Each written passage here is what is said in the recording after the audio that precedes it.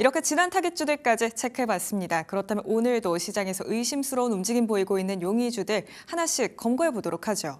오늘 첫 번째 용의주로서는 삼성 SDI 제시해 주셨습니다. 2차 전지 섹터 오늘 시장에서 분위기 워낙 좋고요. 삼성 SDI도 마찬가지로 잘 가고 있는 것 같습니다, 반장님. 네.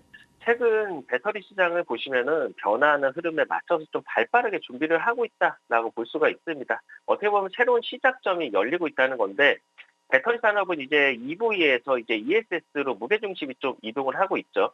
그 중심에서 늘 기술로 길을 만들어 온 기업이 바로 삼성 SDI고요. 그리고 이 회사가 지금 이제 전기차 이후에 세상을 준비하면서 다시 한번 좀 큰 판을 좀 짜고 있습니다.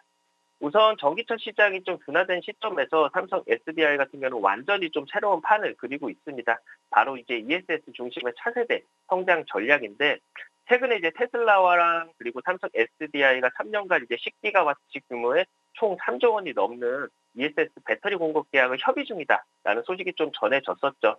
이는 이제 단일 계약 기준으로는 역대 최대급 규모이고, 그리고 부진했던 전기차 수요와 그리고 미국 관세 부담으로 흔들렸던 실적 흐름을 단순에 반전시킬 수 있는 게임 체인저급 이벤트로 좀 평가가 될 수 있습니다.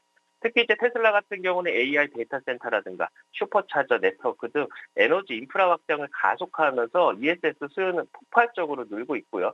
이 시장에서 기술력과 신뢰성을 모두 갖춘 기업이 많지 않은 가운데서 결국 이 협상은 삼성 SDI가 이제 포스트 EV 시대를 여는 첫 주인공이 될 수 있음을 좀 의미를 하고 있다라고 볼 겁니다. 그리고 이제 그 전 세계 이제 전기차 시장의 무게 중심이 이제 고성능에서 좀 가성비 중심으로도 이동이 되고 있는데, 이 변화에서도 삼성 SDI가 빠르게 대응을 하고 있습니다. 지행가의 합작법인이 이제 시너지셀즈 홀딩스를 중심으로 기존의 이제 하이니켈 배터리를 LFP로 전환하는 방안을 본격 검토 중인데, 이는 단순한 원가 절감 차원이 아니라 북미 이제 완성차 업체들이 보조금 축소에 따라서 대중형 대모델로 전환을 하면서 삼성 SDI는 시장 변화에 맞춰서 생산 라인 구조를 유연하게 조정하고 있다라는 걸로 볼 수가 있는 거죠. 내년부터는 이제 스텔란티스 합작 공장인 스타플러스 에너지의 일부 라인을 ESS 전용으로 좀 돌리고, 그리고 2028년도에는 LFP 양산 체제를 좀 완성할 계획입니다. 이 같은 이제 LFP 전환 같은 경우는 단순한 제품 다변화를 넘어서 수익성 회복의 구조 개편이라는 의미를 가지고요. 특히 이제 미국의 첨단 제조 세액 공제 혜택까지 고려를 한다면은 ESS 사업의 수익성이 이제 전기차 배터리 부분을 능가할 가능성도 있고, 그리고 시장에서는 이제 삼성 SDI의 새로운 캐시카우라는 ESS 기대감이 점점 현실로 바뀌고 있습니다. 그리고 이제 삼성 SDI 같은 경우는 단기 실적 부진에도 좀 불구하고 미래 기술 투자에 대해서 한 번도 멈춘 적이 없는데요. 올해 말 연구개발비로 한 1조 4천억 원 이상을 투입을 했고, 이는 역대 최대 수준인데, 투자의 초점은 당연히 전고체 배터리와 다륙파의 원통형 배터리인데, 전고체 배터리 같은 경우는 액체 전해질 대신에 고체 전해질을 사용하는 기술로서 이제 에너지 밀도를 40% 이상 높이고 화재의 위험을 크게 줄여주죠. BMW와 실증 협력이 이미 진행 중에 있고요. 상용화 목표가 2027년으로 좀 잡혀 있습니다. 또한 이제 다륙파의 원통형 배터리 같은 경우는 전동 공구나 마이크로 모빌리티, 드론 등 다양한 응용 분야로 확대되고 있었다 보니까, 이처럼 삼성 SDI 같은 경우는 단순한 이제 배터리 제조사를 넘어서 기술로 시장을 재편하는 혁신 리더로 확실한 자리를 잡고 있습니다. 차트를 보시면은 주가는 이번 조정에 한 차례 차익 매물이 좀 있었습니다. 눌림목에서 잘 반등이 나아지고 있는 상황이고요. 되돌림 흐름이 어느 정도 마무리 단계에 벌써 들어왔다 보니까, 거기다가 이제 기간 수급도 다시금 좀 들어올 듯한 모습들을 나타낼 수 있어가지고, 요번에 이제 매물 소화가 마무리가 잘 된다면은 35만 원 선뿐만이 아니라 완벽하게 바닥권에서 탈출한 모습들 를 나타내주면서 다시금 이제 40만 원 선 박스권까지 올라갈 수 있으니까, 요거 눌림목 매매를 좀 잘 이용해 봐야 될 것 같습니다. 정리해 보시면은 지금 삼성 SDI 같은 경우는 단기 실적 부진에서도요, 미래 성장의 방향성을 가장 명확하게 좀 제시한 기업이다라고 볼 수 있습니다. ESS나 LFP나 전고체 세 축의 혁신이 동시에 굴러가고 있고요. 시장이 흔들릴수록 방향이 좀 뚜렷한 기업이 결국에는 좀 승리할 겁니다. 오늘의 용의주 삼성 SDI였습니다. 떠오르고 있는 ESS 시장 안에서도 충분한 기술력을 갖추고 있는 삼성 SDI입니다. 주가 35만 원 그 이상까지 오를 수 있을지 한번 지켜보시죠. 이렇게 첫 번째 요기주였고요. 두 번째 요기주로서는 두산 에너빌리티 택해 주셨습니다. 이 종목 오늘 초반에는 상승불을 켰었는데 장중에 하락 쪽으로 방향을 돌려간 모습입니다, 반장님. 네. 어떻게 보면은 에너지 시장의 주도권이 좀 다시 움직이고 있다 보니까 변동성을 좀 나타낼 수 있다라고 볼 수 있는데요. 어찌 됐든 간에 원전은 계속 부활하고 있고요. 가스터빈의 부흥은 예고되고 있죠. 한동안 이제 침체됐던 중공업 섹터가 다시 이제 글로벌 무대 중심으로 돌아오고 있는데 그 선두에 선 기업이 사실 두산 에너빌리티입니다. 과거에는 조선이나 플랜트 명가를 좀 불렸지만 지금은 완전히 다른 스토리를 써나가고 있고요.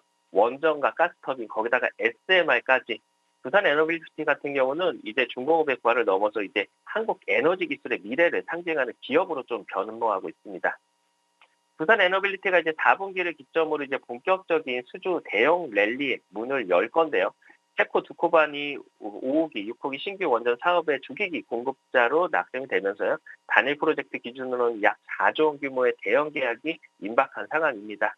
이번 계약 같은 경우는 단순한 공급이 아니라 유럽 내 첫 한국형 원전 기술 진출이라는 점에서 가장 상징성이 좀 크다고 볼 수 있고, 여기에 이제 지난해 이제 10월 달에는 미국 빅테크 기업과 380메가와트급 가스터빈 2기 공급 계약을 체결하면서 북미 시장 진입도 성공을 했죠. 데이터 센터랑 그리고 AI 인프라 전력 수요가 폭증하는 가운데서 이 두산의 이제 고효율 가스터빈 같은 경우는 친환경, 고출력, 신뢰성 세 박자를 모두 갖춘 차세대 발전 솔루션으로 주목을 받고 있고, 시장에서는 이번 체코나 북미 프로젝트를 시작으로 두산 에너빌리티의 연간 신규 수주가 14조 원을 돌파할 것으로 전망하고 있다 보니까 올해 이후에 이제 원전이나 가스터빈, 수소 등 멀티에너지 성장 스토리가 본격화될 것으로 좀 보고 있습니다.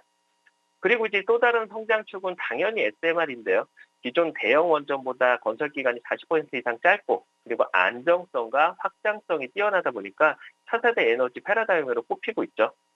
뉴스케일 파워랑 엑스에너지 그리고 테라파워 등 글로벌 SMR 리더들과 협력하면서 향후 5년간 60기 이상의 제작 계획도 확보를 했고요. 내년 1분기에는 국내 첫 SMR 전용 공장이 착공될 예정이면서 연간 20기 이상의 가능한 원전 제조 허브로 설계가 되었습니다. 이는 단순한 생산 기지가 아니라 글로벌 원전 파운더리로 도약하는 핵심 인프라고요. 특히 이제 미국 정부가 2030년도까지 신규 대형 원전을 10기 건설 추진 중인 가운데서 이번에 이제 두산 같은 경우는 웨스팅하우스와 합작을 통해서 북미 시장 공략을 강화하고 있습니다. 설계부터 주기기 제작, 시공까지 가능한 일반 체제는요, 전 세계에서 손꼽히는 기술력으로서 향후 이제 글로벌 원전 밸류체인 내에서도 이 두산 에너빌티의 위상은요, 단순히 부품 공급사가 아닌 솔루션 프로바이더로 진화할 전망입니다. 그리고 3분기 실적에서는요, 컨센보다는 낮게 나왔지만요, 뚜렷한 체질 개선을 입증을 하긴 했습니다. 매출은 3조 880억 원, 그리고 영업이익은 1,370억 원으로 전년 대비 각각 14% 그리고 19% 증가하면서 안정적인 성장세를 이어갔는데요. 특히 이제 원전이나 가스터빈 등 고부가 에너지 부분의 비중이 커지면서 과거에 이제 중공업 중심의 저마진 구조에서 고기술 중심의 수익 체계로 전환이 되고 있고요. 가스터빈 생산 능력 역시도 2028년도까지 12기로 확대가 되면서 중소형 모델의 양산도 병행될 예정입니다.